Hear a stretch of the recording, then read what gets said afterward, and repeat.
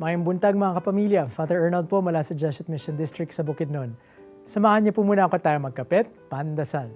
Sa darating po na linggo ay magsisimula na ang Semana Santa, mga banal na araw kung kailan pinaalalahanan tayo ng ating simbahan na higit na magnilay sa misteryo ng ating pananampalataya. Ang Diyos na makapangyarihan sa lahat ay naging tao, kaparehas natin, maliban sa kasalanan.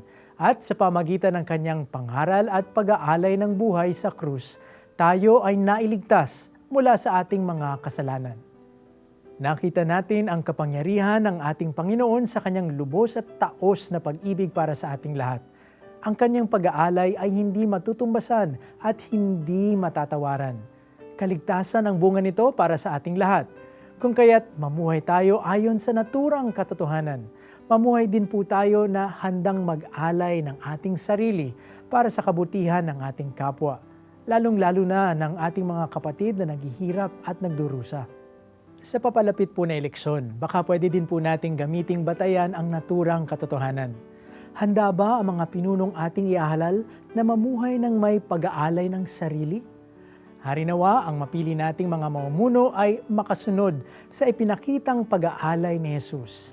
Nagmamahal ng lubos at taos. Hanggang sa susunod po muli.